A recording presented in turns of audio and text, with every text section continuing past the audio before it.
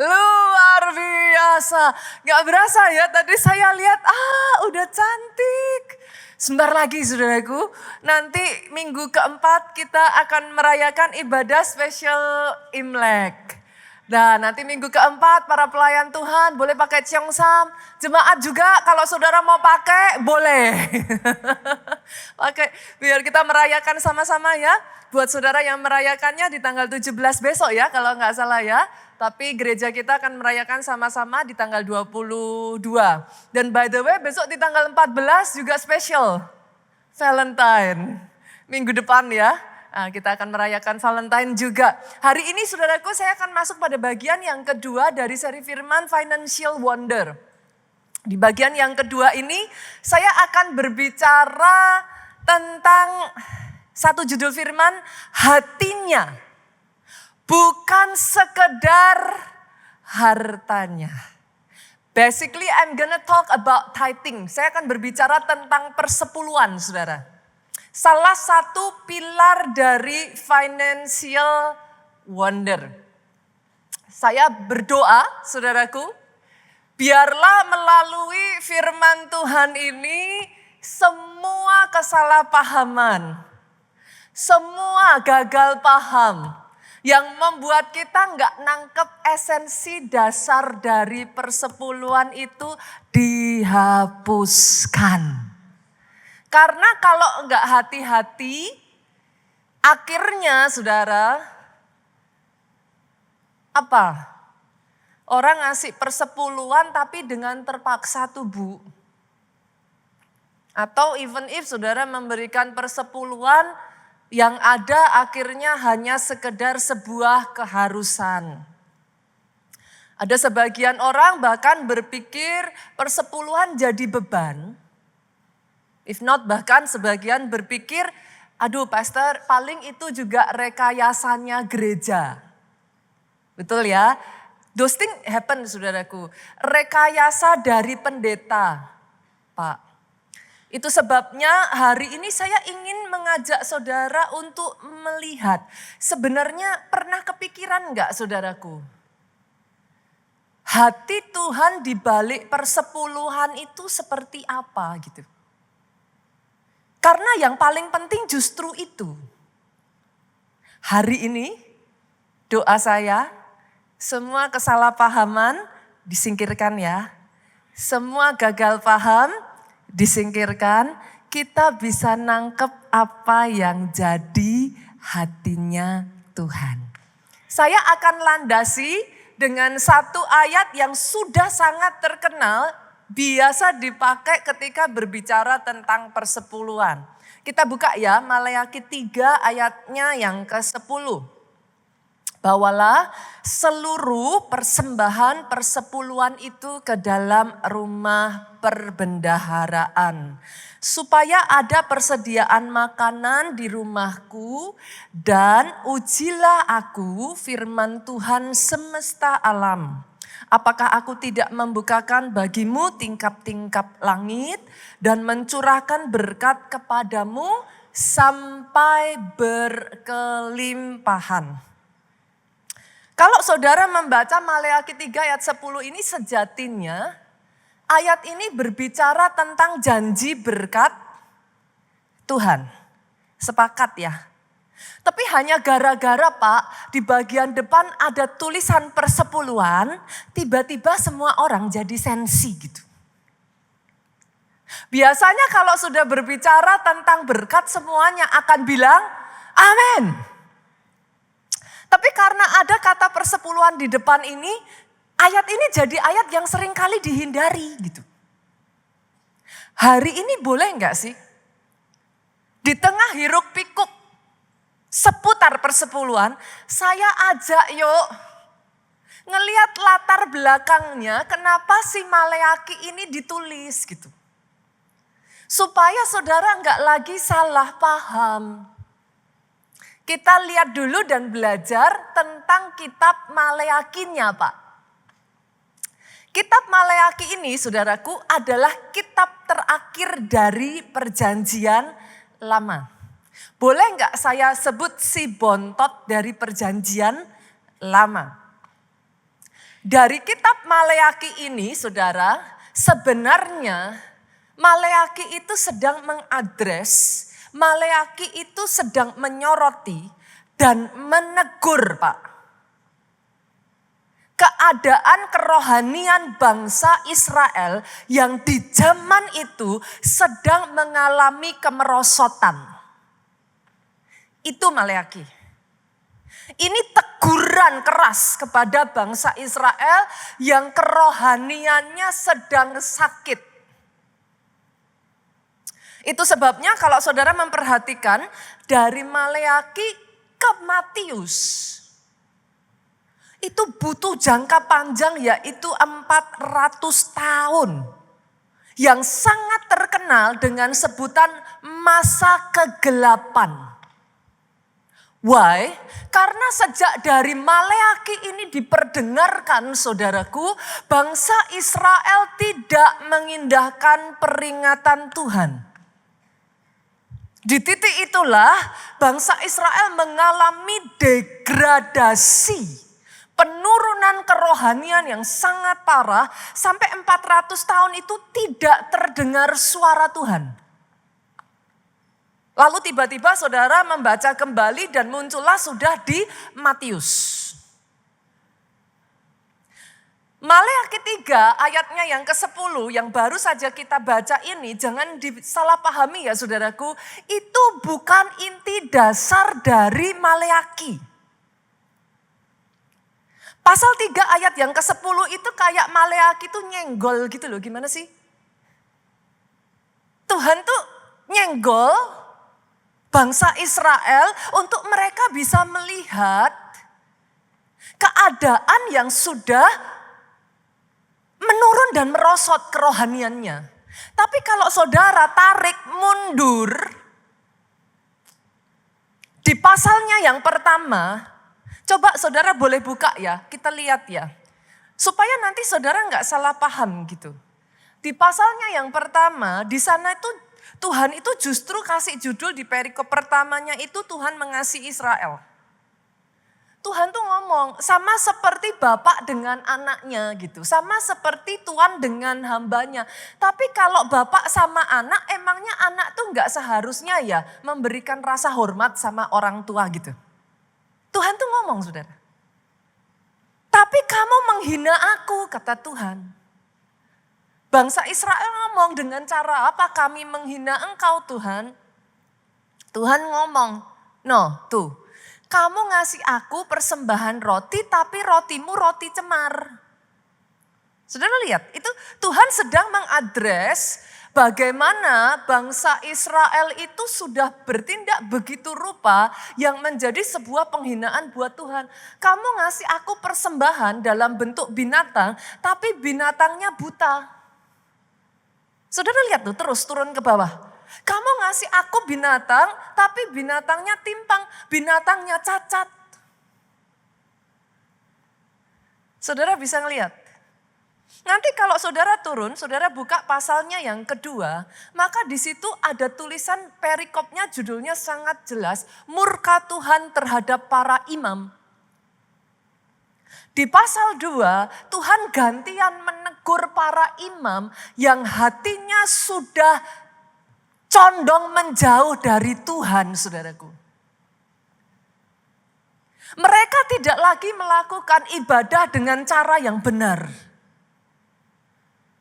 Bahkan nanti kalau saudara turun lagi di perikop selanjutnya, Tuhan memarahi bangsa Israel karena kawin campur dan perceraian. Basically saudaraku, Tuhan itu merasa what happened to you gitu. Tuhan marah gitu. Engkau tidak lagi mengindahkan covenant dengan aku. Engkau tidak lagi memegang perjanjian yang sudah disampaikan. Baru di pasalnya yang ketiga saudara menemukan Tuhan gantian nyenggol saudaraku. Tentang persembahan khusus dan persembahan persepuluhan. Tapi basically kalau saudara bisa melihat semuanya itu, Tuhan itu sedang mengadres tentang spiritual issue. Yang mengerti boleh katakan amin. Maleaki enggak banyak Pak. Dia hanya pasal 1 sampai pasal 4. Nanti pasal 4 kalau saudara lihat itu berbicara tentang hari Tuhan. Basically dari pasal 1 sampai pasal 4, Tuhan itu kepengen ngasih tahu ke bangsa Israel, ini loh, gejala-gejalamu tuh udah menunjukkan gitu. Lihat gitu. Bagaimana mungkin engkau bisa jadi begitu jauh dengan aku gitu. Disitulah Maleaki memberikan peringatan. Although saudaraku sekalipun kalau saudara baca dari Maleaki pasal 3 ayatnya yang ke-8 saudara naik dikit. Peringatan Tuhan itu emang keras banget saudara. Yuk kita buka ya. Tuhan itu ngomong gini, Maleaki itu ngomong gini, bolehkah manusia menipu Allah? Namun kamu menipu aku. Tetapi kamu berkata dengan cara bagaimanakah kami menipu engkau? Mengenai persembahan persepuluhan dan persembahan khusus. Ini keras saudara. Bahkan di dalam terjemahan bahasa Inggris aslinya bukan dikatakan bolehkah manusia menipu Allah. Can a man rob God? Rob itu apa saudara? Bolehkah manusia merampok Allah? Keras. Tapi coba boleh enggak saudara? Baca sekali lagi ayat ini. Dan kali ini coba, apakah saudara bisa merasakan yang saya rasakan? Instead of anger. Bisakah saudara menemukan kesedihan di ayat ini? Tuhan tuh sedih. It's more like apa? Kesedihan karena sekarang umatku sudah enggak menjadikan aku yang utama. Sekarang umatku sudah enggak lagi menjadikan aku Lord, the Master. Aku sudah bukan lagi sumber hidup. Persepuluhan saudaraku is more about heart rather than about the money.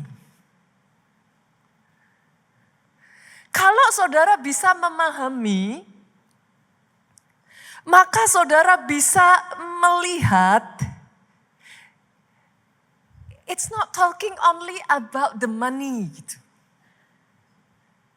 Tapi Maleaki Pak, goes beyond that. Maleaki sedang berbicara tentang kemerosotan rohani bangsa Israel. And God is dealing, Tuhan berurusan dengan itu saudaraku. Itu sebabnya hopefully hari ini saudara bisa menangkap isu utamanya. Dan saudara nggak salah paham lagi tentang persepuluhan. Boleh saudaraku? Bisa nangkap ya? So it's not talking only about persepuluhan, tetapi satu kondisi keseluruhan dari bangsa Israel yang sedang degradasi rohaninya. Sampai di situ sudah nangkap dulu? Boleh saya lanjutkan lagi? Hal-hal yang seringkali membuat salah paham. Oke ya. Tahukah saudara bahwa persepuluhan itu tidak dimulai dari hukum Taurat. Persepuluhan sudah ada jauh sebelum zamannya Musa. Why do you say that, Pastor? Karena ada sebagian orang yang ngomong sama saya, Pastor, persepuluhan itu kan urusan hukum Taurat. Sekarang udah bukan zamannya lagi hukum Taurat. Padahal kebenarannya, sorry to say, makanya saya sering ngomong, saudaraku kalau lihat di YouTube hati-hati gitu. Kelihatannya emang benar. Tapi belum tentu benar. Persepuluhan itu sudah go way back. Sebelum Musa. Which is di zamannya Abram. Dari Musa balik ke Abram sendiri itu around 500 to 700 years. Detetnya itu saudaraku itu 500 sampai 700 tahun balik saudara. Dan by the way masih dilakukan sampai zamannya Yesus. Itu ayatnya ada semua. Jadi instead buat saudara yang berkata, logika saya boleh enggak saudara masuk akalnya. Kalau dia tidak dimulai dari tidak dimulai dari hukum Taurat. Dia tidak berhenti sampai hukum Taurat. Logiknya kan? Karena persepuluhan diawali bukan sebagai hukum. Nanti saya akan bahas saudara. Supaya saudara enggak lagi salah paham. Persepuluhan dimulai sebagai prinsip iman. Dari pendahulu leluhur bapak-bapak iman. Yang dimulainya sesederhana dari hati yang mengasihi dan mengakui He is our master. Dia sumber. Jadi buat saya, apa ya saudaraku, ketika persepuluhan ini diperdebatkan, saya itu berpikir di titik mananya ya yang salah gitu. Karena sejak dari awal ibaratnya ilustrasinya gini saudara, ada seorang anak nih, dia sayang sama mamanya. Dia tahu di rumahnya nggak ada ART yang membantu mamanya. So every night anak ini saudaraku karena melihat mamanya yang sudah capek. Tanpa disuruh dia itu bantu mamanya cuci-cuci piring gitu. But then anak yang lain enggak bu. Gitu. Hanya si anak ini. Terus sampai satu ketika waktu berjalan. Mamanya ngomong sejak hari ini. Diperlakukan aturan. Setelah makan cuci piring sendiri-sendiri gitu kan.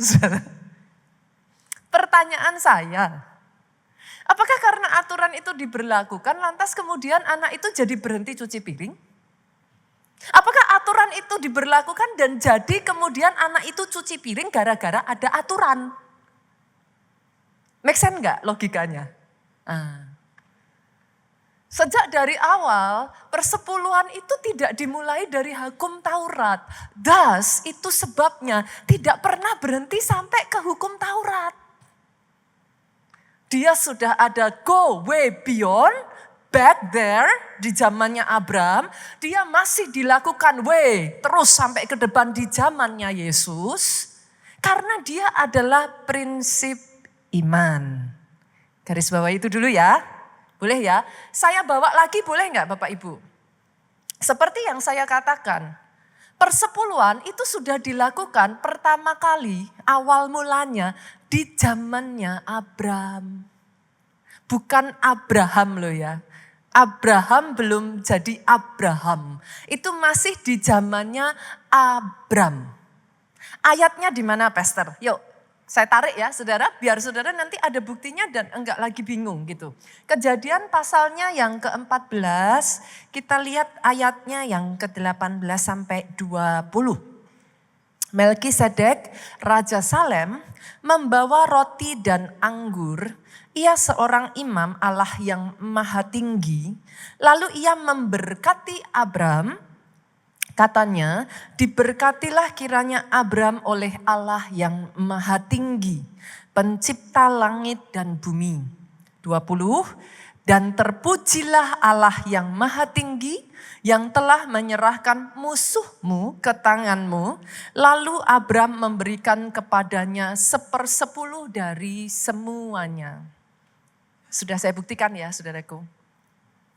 Tapi kalau saudara baca ayat ini pasti saudara akan bingung. Itu sebabnya saya minta nanti kalau saudara udah di rumah buat saudara yang kepo. Dikepoin aja saudara, Alkitab tuh harus dikepoin. Jangan asal percaya. Baca saudaraku di rumah dari awal sampai akhir. Tapi karena hari ini saya khotbah ada batas waktunya, saya jelasin dulu boleh. Ceritanya ini tentang apa? Singkat cerita saudaraku, Abram ini masih ingat gak Lot itu ditawan musuh? Ini kisahnya itu. Abraham bersama dengan 318 budaknya, notabene di highlight, dikasih garis bawah saudaraku, bahwa budaknya ini bukan prajurit terlatih Bu. Jadi mereka itu bukan tentara profesional Pak. Ini murni budak tapi karena situasi dilatih supaya bisa perang. Abraham bersama dengan 318 budaknya itu mengejar raja-raja di timur, saudara. Mereka hendak merebut dan menyelamatkan Lot. Itu ceritanya. Hebatnya, dengan 318 budak yang notabene bukan prajurit terlatih, Abraham berhasil mengalahkan 4 raja sekaligus. Menyelamatkan Lot, mendapat sangat banyak harta rampasan. Berapa banyak dari saudara yang setuju dengan saya? It must be God. 318 budak, gak bisa apa-apa, cuman dilatih karena terpaksa ngelawan 4 raja dengan tentara sebesar itu. Menang. Kita setuju ya, itu dari Tuhan. Nah, di tengah situasi kejayaan itu glorious itu Bu, datanglah 2 pribadi kepada Abraham. Yang pertama Raja Sodom. Raja Sodom ngomong sama Abraham gini, nggak ada di ayatnya, nanti saudara ayatnya bukan di sini, nanti saudara baca sendiri kalau saudara mau kepoin biar penasaran gitu. Raja Sodom ngomong sama Abram, kamu hebat. Kasih aku orang-orangmu itu.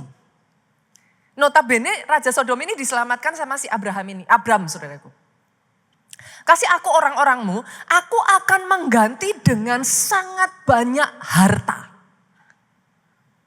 Ini tawaran yang menarik kan saudara? Tawaran yang tidak bisa dilewatkan. Tapi tengah si Raja Sodom ini ngomong, datanglah Raja Salem, Melkisedek, imam Allah yang maha tinggi, saudara. Pada saat Raja Salem itu datang, dia ngomong ini. Terpujilah Allah yang maha tinggi, yang telah menyerahkan musuhmu ke tanganmu. Ternyata Pastor, urusannya apa dengan persepuluhan? Perkataan Raja Salem ini sepersekian detik menyadarkan Abraham kembali. Di titik sepersekian detik ini, Abraham disadarkan bahwa kemenangan ini bukan karena aku hebat. Kemenangan ini bukan karena strategiku. Kemenangan ini bukan dari kebesaranku. Tapi pemberian Tuhan. Bahkan Abraham mengatakan kepada kepada Raja Sodom, saudaraku, aku tidak akan menerima pemberianmu supaya jangan engkau berkata. Raja Sodomlah yang membuat Abraham menjadi kaya. Di titik itulah Alkitab mencatat, lalu Abram memberikan kepadanya 1/10 dari semuanya. Saudara bisa nangkep gak penjelasan ini? Pak, persepuluhan itu lahir dari satu prinsip iman yang menyadari Tuhanlah sumber segala kemenangan, sumber segala berkat, sumber segala kehidupan. itu bukan lahir dari paksaan. Bukan lahir dari hukum. Dan tahukah saudara, siapa orang berikutnya yang mengikuti jejak Abraham? Yakub. Apa yang terjadi pada Yakub? Saya bawa lagi boleh Bapak Ibu? Jadi nangkep gak ya? Jadi lebih mengerti gak? Jadi jangan hanya sekedar asal diperdebatkan aja, tapi hopefully saudara bisa nangkep esensinya gitu. Apa titik utamanya supaya gak gagal paham? Yakub adalah orang berikutnya yang mengikuti jejak bapak leluhurnya. Terjadi pada saat dia lari dari Esau. Pada saat dia lari dari Esau, Yakub tuh nggak bawa apa-apa saudaraku. Di dalam pelarian itu Pak, Alkitab mencatat Yakub itu bahkan menggelandang saudara dari satu padang gurun ke padang gurun saudaraku, dia lari. Dia nggak bawa apa-apa selain baju yang melekat di badannya dan satu tongkat. Bahkan Alkitab mencatat dia tidur beralaskan batu. Maaf Bapak Ibu, ada di sini yang keadaannya lebih parah dari Yakub. Saudara tidur beralaskan batu. Senggol kiri kanan, Tuhan sudah memberkati engkau luar biasa. Kita alasnya bantal empuk. Yang semangat aminnya yang paling keras. Enggak ada di sini yang tidur di atas batu. Aminnya boleh lebih keras lagi. Nah, di tengah keadaan itulah, kalau saudara nanti baca, kita buka ya saudaraku. Tuhan memberkati Yakub. Yakub itu ngalami perjumpaan pribadi dengan Tuhan. Kita lihat, Kejadian maju ya. Kejadian pasalnya yang ke-28 saudaraku, kita lihat ayatnya yang ke-15. Tuhan ngomong, sesungguhnya aku menyertai engkau. Aku akan melindungi engkau kemanapun engkau pergi. Aku akan membawa engkau kembali ke negeri ini. Sebab aku tidak akan meninggalkan engkau. Ini Tuhan berjanji sama Yakub. Melainkan tetap melakukan apa yang kujanjikan kepadamu. Di momen itu, kalau saudara masih ingat, pernah nggak baca di dalam Alkitab bagaimana Yakub melihat tangga naik sampai ke atas surga. Di situ dia melihat malaikat turun naik dari tangga itu. Disitulah for the first time Yakub mengalami perjumpaan pribadi dengan Tuhan, saudara. Kalau tadinya buat Yakub, Allah yang dia sembah itu adalah Allahnya Abraham dan Ishak bapaknya. Tapi di momen inilah saudara, ketika dia melihat malaikat turun naik itu, keesokan harinya dia bernasar. Kita buka ya, ayatnya yang ke-20 sampai ayatnya yang ke-22. Lalu bernasarlah Yakub, jika Allah akan menyertai dan akan melindungi aku di jalan yang kutempuh ini. Memberikan kepadaku roti untuk dimakan dan pakaian untuk dipakai. Sehingga aku selamat kembali ke rumah ayahku. Maka Tuhan akan menjadi Allahku. Saya nggak tahu berapa banyak di sini yang engkau hadir karena your parents. Engkau beribadah because of your family, keluargamu mengharuskan. Tapi boleh nggak sih hari ini saudaraku saya berdoa di tempat ini ya. Tuhanmu bukan dari kata orang. Saya berdoa sama seperti Yakub. Engkau mengalami perjumpaan pribadi dengan Tuhan. Itu bukan lagi Allahnya Abraham, itu bukan lagi Allahnya Ishak, tetapi Tuhan menjadi Allahku. Dan batu yang kudirikan sebagai tugu ini akan menjadi rumah Allah. Dari segala sesuatu yang engkau berikan kepadaku. Nah ini, disinilah Yakub ngomong saudaraku. Akan selalu ku persembahkan 1/10 kepadamu. Saudara bisa ngelihat gak ya? Ini nih deklarasi iman loh. Yakub punya apa? Kok berani-berani ngomong ini? Dia gak punya apa-apa. Tapi di titik ini dia ngomong, dari segala sesuatu yang engkau berikan kepadaku. Kalimat ini sejujurnya saudaraku sedang mengatakan kepada Tuhan, kalau nantinya di kedepan hari aku yang gak punya apa-apa ini jadi punya sesuatu asalnya dari engkau.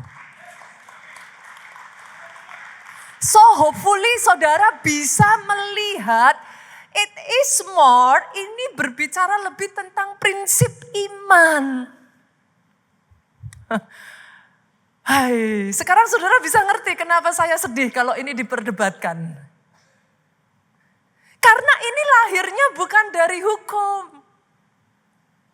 Ini lahirnya dari seorang yang dari desperation-nya, dia tidak tahu what to do, hanya kenal Tuhan dari bapak leluhurnya.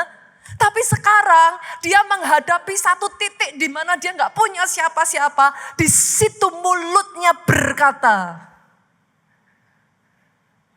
kalau aku yang gak punya apa-apa ini aku diberkati, aku akan mengakui engkau Tuhan atas semua yang ada atas hidupku. And because of it, aku memberikan 10/10. Sampai di sini make sense Bapak Ibu? Hopefully gak salah sangka lagi ya. Jangan takut ya, saya sedih loh kalau udah tentang 10/10 terus pada takut. 10/10 terus pada menghindar. Lah ya kenapa toh saudara? Betul? Dari 2 kisah ini, saya kepengen mengajak saudara belajar. Ada titik-titik tentang 10/10 yang saudara bisa pelajari dari 2 kisah baik Abram maupun Yakub ini. Yang pertama, saudaraku, bahwa 10/10 sejatinya adalah lahir dari revelation, pewahyuan, bukan paksaan atau kewajiban. Itu munculnya Abraham sampai ngomong, aku bukan mau di Abraham tuh nggak ada yang maksa loh saudaraku. Siapa yang maksa? Nggak ada yang mewajibkan. Itu keluar dari hatinya yang paling dalam. Pada saat sepersekian detik dia diingatkan oleh Raja Salem, Tuhanlah yang memberikan engkau kemenangan. Dari situ dia ngomong sama Raja Sodom, aku gak akan terima hartamu supaya jangan orang nantinya berkata Sodomlah yang membuat Abram menjadi kaya. 10/10 haruslah lahir dari revelation. Bukan paksaan. Itu sebabnya di gereja kita ya saudaraku bicara tentang 10/10 ini. Saudara, berapa banyak yang sudah berjemaat di sini lebih dari 10 tahun angkat tangan? Oke, saya lihat tangan-tangan terangkat. Ada lagi. Ada nggak yang sudah berjemaat di sini lebih dari 15 tahun? 15 tahun agak susah ya saudara, gereja kita juga. 10 tahun lah sampai di situ aja. Bagi saudara yang angkat tangan tadi, boleh angkat tangannya lagi? Oh 15 tahun katanya. Kita kasih tepuk tangan. Karena Pak Didi udah dari Solo sih. Udah sejak dari Solo. Saya tanya Pak Didi, sejak dari zaman Solo, pernah nggak ditelepon sama pendetanya, Pak Didi sorry belum ngasih 10/10. Gini katanya. Sorry saudaraku, karena di gereja ini kita sangat menghargai. Itu antara saudara dengan Tuhan. Itu urusan masing-masing. Gak pernah ada paksaan. Itu sebabnya hari ini tanggalkan semua tameng. Tanggalkan semua beban. It's between you and your God.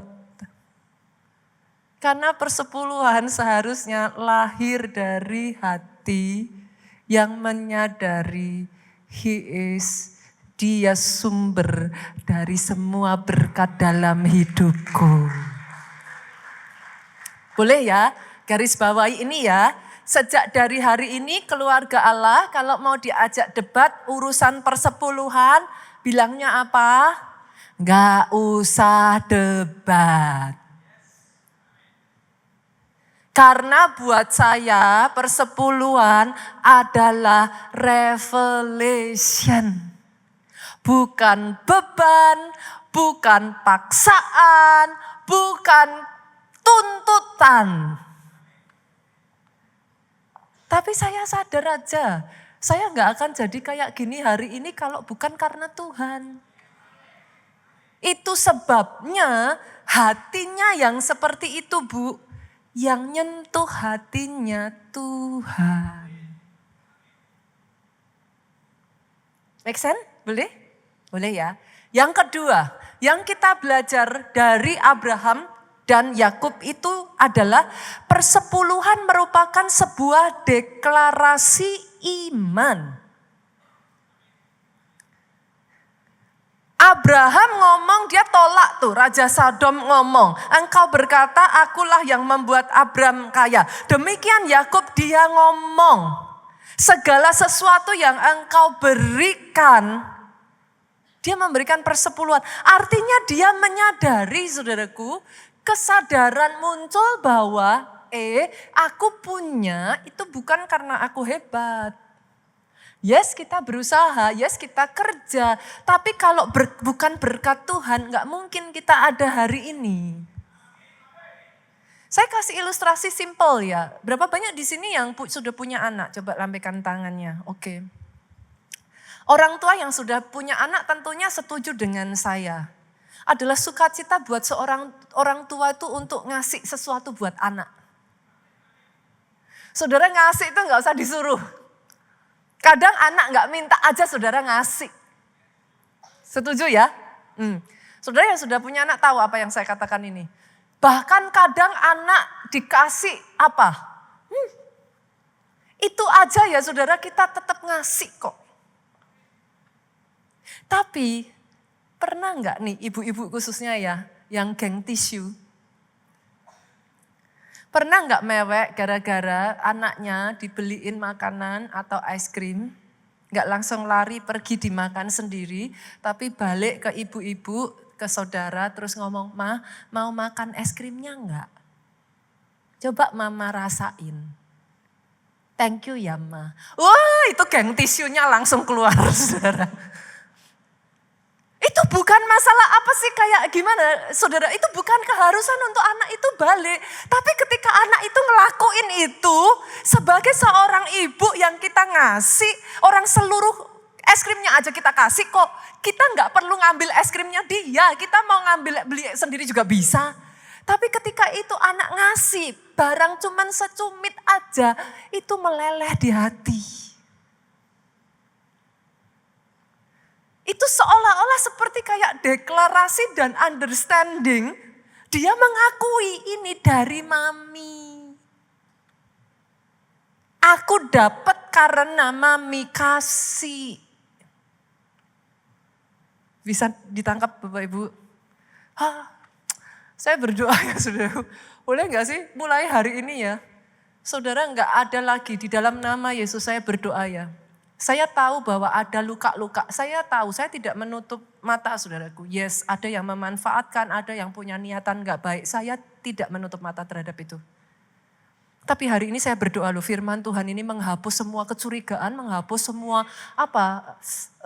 semua hal-hal yang jadi gak baik gitu tentang persepuluhan. Padahal it was not meant to be like that gitu. Sejak dari hari ini berbicara tentang persepuluhan, saudara ngerti itu lebih tentang hatinya daripada hartanya. Sepakat ya?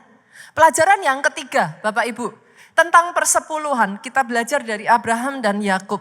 Persepuluhan sejatinya mengubah arah hati.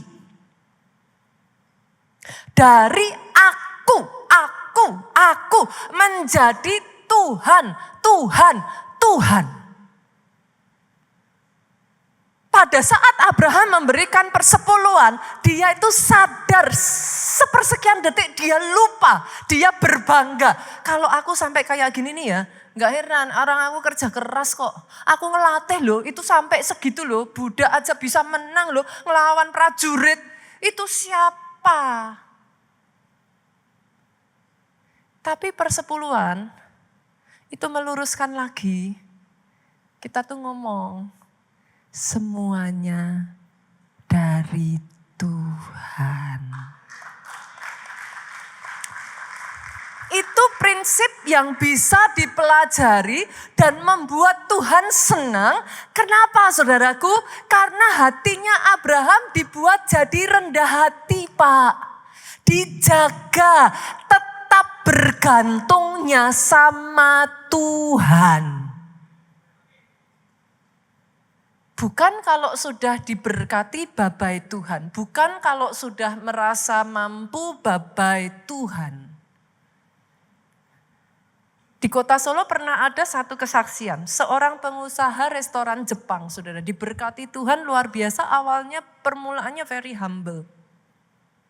Dia datang ke gereja kita bukan siapa-siapa, dia benar-benar dari nol saudaraku. Dia setia terus mengikuti setiap firman yang disampaikan, satu demi satu dia kerjakan. Sampai akhirnya Tuhan berkati orang ini sedemikian rupa. Dia punya 6 gerai restoran Jepang di 6 mall terpisah saudara. Bahkan dia baru mempersiapkan diri untuk ekspansi ke kota-kota lain. Di titik itulah dia bercerita, dia mulai lupa. Dia lupa Tuhan dan dia mulai meninggalkan ibadah, dia mulai kayak beralasan. Saudara sepakat gak dengan saya? Jarak jauh tidak jadi masalah kalau hatinya. Tapi jarak jauh yang sama jadi masalah kalau hatinya berubah. Betul? Nah, capek yang sama gak masalah kalau hatinya. Tapi capek yang sama jadi masalah, bukan capeknya, tapi hatinya. See? Bapak ini bercerita, akhirnya dia alasan inilah, alasan itulah, dia nggak lagi ibadah lah, dia nggak lagi pelayanan lah, segalanya dia tinggalkan lah. Sampai tanpa sadar dia lupa saudaraku, dia sudah jauh sekali dari Tuhan. Di momen itulah Tuhan izinkan pandemi terjadi. Satu demi satu gerainya tadi itu ditutup saudaraku. Dia bercerita sampai harus makan dengan menjual rongsokan. Dia diizinkan jatuh sedemikian rupa. Pada titik terendah itulah saudara dia tuh ngalami berhutang sampai miliaran rupiah. Dia sudah gak tahu lagi what to do. Satu kali dia lewat lagi di gereja kita dan dia diingatkan Tuhan. Dia datang ke Pondok Daud dan di situ dia tersungkur, dia minta ampun kepada Tuhan. Dia nangis sejadi-jadinya, dia ngomong, Tuhan, Tuhan, ampuni aku. Aku lupa. Dari mana semuanya ini aku lupa. Di titik itu saudaraku, dia mulai bangun lagi. Dia mulai bangun kehidupannya dengan keadaan yang ya sudah begitu, saudara mau bagaimana lagi ya memang sudah hancur berantakan. Pelan-pelan dia mulai ikuti lagi satu-satu. Dia rajin beribadah lagi. Dan dia berkata, Tuhan dengan seberapa yang aku punyai, aku berjanji.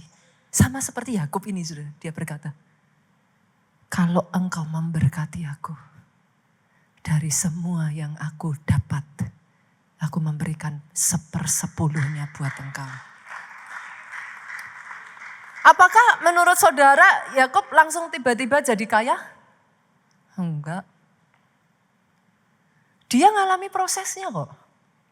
Tapi hari itu menjadi satu lembaran baru di dalam kehidupan Yakub, di mana dia berkata, Tuhannya bapakku sudah bukan lagi Tuhan bapakku, tapi Tuhanku. Dan aku tidak mau lagi berjalan dengan kekuatanku sendiri. Mulai hari ini, aku mau berjalan bersama dengan Tuhanku. Itu satu lembaran yang baru, saudaraku. Dia tidak lagi berjuang sendiri. Dan dia berkata betapa beratnya saudaraku karena alih-alih ngasih itu untuk persepuluhan, dia bisa ngasih itu untuk membayar hutang. Dia cerita saudaraku. Up till now, kisah ini sudah berlanjut by the way, Tuhan berkati dia saudara. Dia sudah punya 2 gerai restoran Jepang yang amazingnya dengan 2 gerai ini penghasilannya lebih dari 6 gerai yang dia dapatkan sebelumnya. Tahun ini saya, karena orang Solo saudaraku, beberapa tahun lalu saya menceritakan kisah ini di Solo. Kebetulan ada yang kenal orangnya dan cerita. Orangnya ngomong, tahun ini saya buka 2 gerai lagi katanya.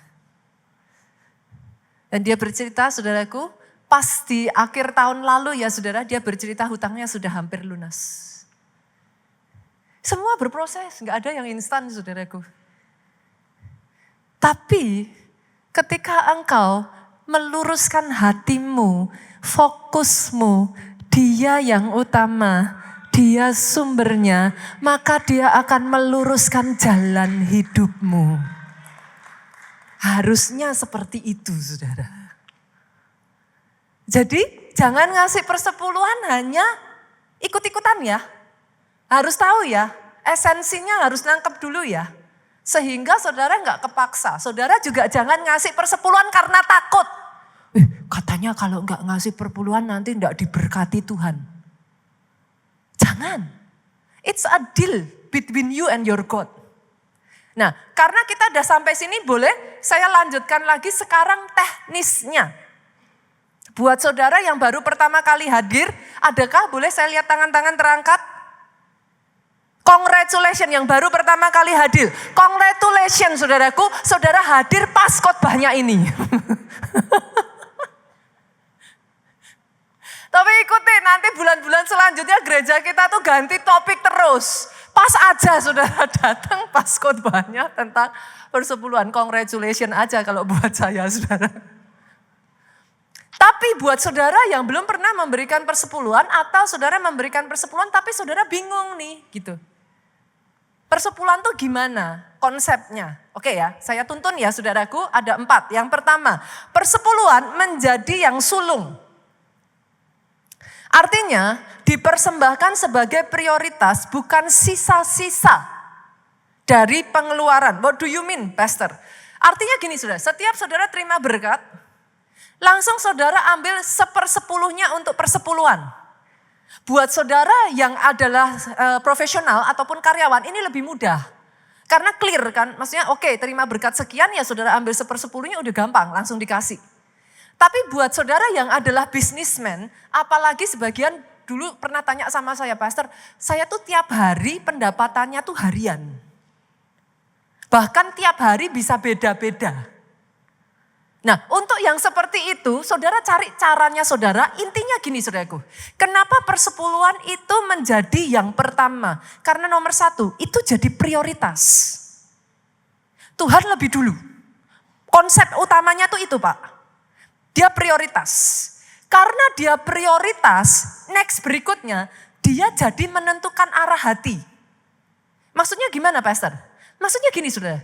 Jangan karena saudara udah ngasih 10% terus saudara gini, yang 90 terserah saya. Saya pakai dugem, saya pakai apa, saya pakai judi, saya pakai apa, terserah saya. Yang penting kan gereja tahu 10% aja beres kan. Saya tuh kadang kalau ada jemaat yang ngomong gitu, saya tuh ketawa loh saudara. Seperti apa sih pemikiran? Saudara, 10% saudara kasih buat Tuhan, itu artinya saudara mengakui 90%-nya digunakan untuk mempermuliakan nama Tuhan. Yang sepakat katakan amin. Jangan dipakai yang aneh-aneh. Justru karena itulah diprioritaskan. Nih yang ketiga ya, dia menguduskan sisanya. Maksudnya gimana? Dia jadi mengingatkan saudara. Ini milik Tuhan. Tuhan pemilik, kita pengelola. Lah ya enggak boleh, jangan dipakai buat mabuk-mabukan. Jangan terus saudara pakai malah judol. Judi online. Yang penting saya udah persepuluhan pastor. No. Make sense? Boleh ya? Nangkap ya? Yang kedua, yuk. Yang kedua. Persepuluhan diberikan di rumah Tuhan. Maleakhi 3 ayat 10 tadi. Berikan ke rumah perbendaharaan supaya ada roti. Maksudnya saudara maksud gak? Ada roti apa? Untuk semuanya ini bisa berjalan, semuanya itu membutuhkan pendanaan Bapak Ibu. Supaya terus firman itu diberitakan. Makanya persepuluhan diberikan ke rumah perbendaharaan. Gereja lokal. Oke. Jangan berikan persepuluhan saudara ke saya. Saya garis bawahi. Biar enggak ini. Persepuluhan dikasih ke siapa? Gereja lokal. Oke? Buat saudara yang in case ada di tempat ini, pastor, saya bukan jemaat gereja keluarga Allah. Tapi saya sangat diberkati di gereja keluarga Allah. Boleh enggak saya ngasih persembahan? Boleh. Tapi persepuluhan kasih ke gereja tempat saudara berjemaat. Bertumbuh di sana, makan dari sana, dan bertumbuh rohanimu dari sana. Kok pendeta ini agak lain ya? Loh, saya juga gak mau kesalahan saudara. Perkara saudara mau suka-sukanya saudara, saya juga gak tahu. Ngecek juga enggak gitu. Tapi saya juga gak mau mengajarkan yang salah. Berikan itu di rumah gereja lokal tempat engkau bertumbuh. Tapi saya jengkel sama pendetanya, pastor. Itu enggak urusan saudara jengkel, enggak jengkel dengan pendetanya. Itu urusan kebenaran firman Tuhannya. Ini kadang jemaat tuh lucu-lucu soalnya saudara. Saya tuh heran. Ada juga yang udah pastor biarin saya ngasih persepuluhan ke yatim piatu. Saya tuh ngerti saudaraku, saya udah pernah menjelaskan yang ini ya. Zaman bangsa Israel tuh ada 3 macam persepuluhan. Jadi saudara jangan debat saya dan saudara bilang tuh ada ayatnya. Ya betul memang. Jadi zaman dulu itu ada 3. Persepuluhan saudara sekarang cuma 1. Zaman dulu 3. Nah loh habis malahan saudara. 1 ke rumah perbendaharaan, 1 kepada yatim piatu, janda miskin. Janda miskin saudaraku. Garis bawahi. Dan yang ketiga adalah untuk acara-acara khusus. Di zaman itu ada yang namanya pondok daun, apa segala macam. Nah itu untuk itu saudara. 3. Jadi biar saudara juga enggak salah ya nanti. Berarti gimana pastor kalau saya mau ngasih untuk yatim piatu masa enggak boleh? Boleh, tapi itu bukan persepuluhan. Senggol kiri kanan, kenapa sih enggak dijalanin aja yang benar gitu. Kok suka-sukanya sendiri gitu. Ikuti gitu saudara. Seperti apa aturannya tuh diikuti gitu. Oke ya? Oke ya? Oke kita lanjut lagi biar penangkapannya gak salah. Yang ketiga, persepuluhan dikembalikan dengan sikap hati yang baik. Jujur. Dengan ketaatan. Udah saudara, gimana ngomongnya? Gak usah tawar-tawaran. Tahu saudara ngasih berapa penghasilan saudara saya nggak tahu. Itu urusan saudara dengan Tuhan. Mau saudara, pastor sayang Masa penghasilan saya 1 M, enak aja gereja dikasih 100 juta. Saya kasih 10 juta aja ya pastor.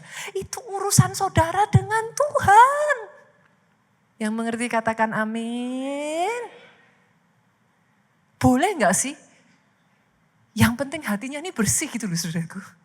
Udah saudara jujur aja sama Tuhan, saudara pokoknya lurus sama Tuhan, saudara taat titik. Ikuti aja. Apa yang Tuhan ajarkan ikuti. Udah gak usah Tuhan, saudara tuh gak usah gak usah ditrik gitu. Gak usah diakal-akalin gitu saudara. Ya udah saudara pokoknya di hadapan Tuhan yang utama itu justru malah hati kok. Kalau nanti malah justru yang hatinya ini malah apa ya saudaraku, sayang, kalau buat saya sayang. Saudara pokoknya berurusan aja dengan Tuhan. Yang penting saudara jujur aja, saudara terbuka aja, saudara taat aja, gak usah dimanipulasi gitu. Yang terakhir ya, yang keempat ya, soal persepuluhan ini. Persepuluhan adalah komitmen konsistensi. Dia bukan coba-coba, dia bukan tergantung naik turunnya gaji saudaraku. Dia adalah sebuah covenant. It's a lifestyle. It's a choice. Dari sini, hari ini, boleh sama-sama tarik nafas.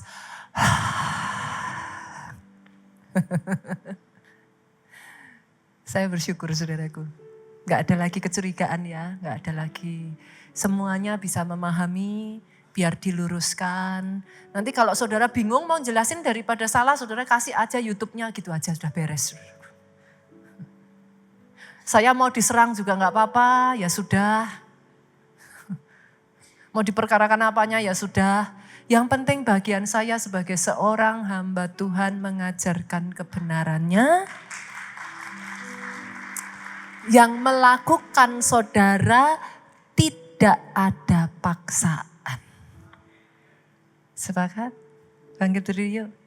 Hanya ini Tuhan persembahanku, segenap hidupku, jiwa dan ragaku, sebab tak ku miliki harta kekayaan yang cukup berarti untuk ku persembahkan.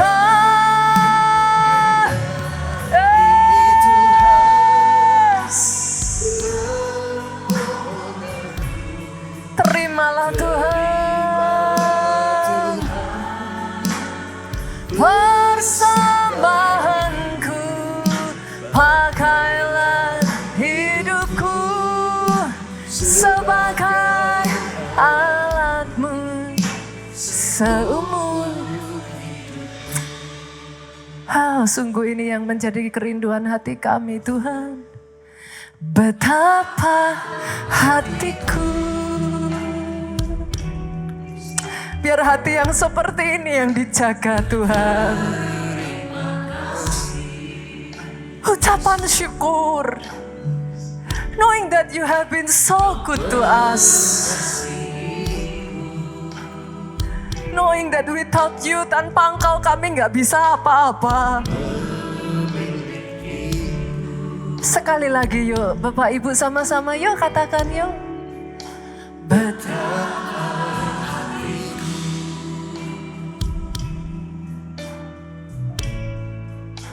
Berterima kasih Yesus. Thank you Jesus God. Dengan semua kekurangan, keterbatasan kami, Kau tidak meninggalkan kami. Engkau tetap mengasihi kami, itu sebabnya Tuhan. Hanya ini Tuhan persembahanku, segenap hidupku, jiwa dan ragaku, sebab tak ku miliki harta kekayaan yang cukup berarti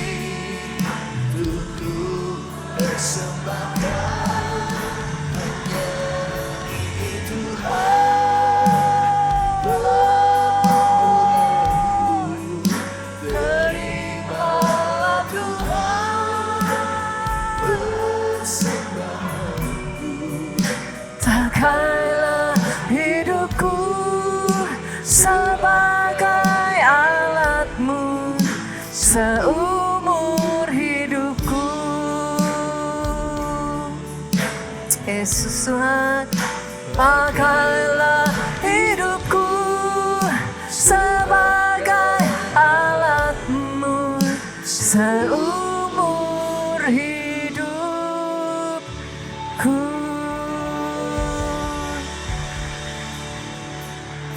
Kami bersyukur Tuhan, tuntunanmu sempurna. Kami bersyukur Kau terus mengingatkan dan menyadarkan kami. Biar hari ini, hati ini Tuhan, terus dibersihkan, terus dimurnikan. Less of me and more of you.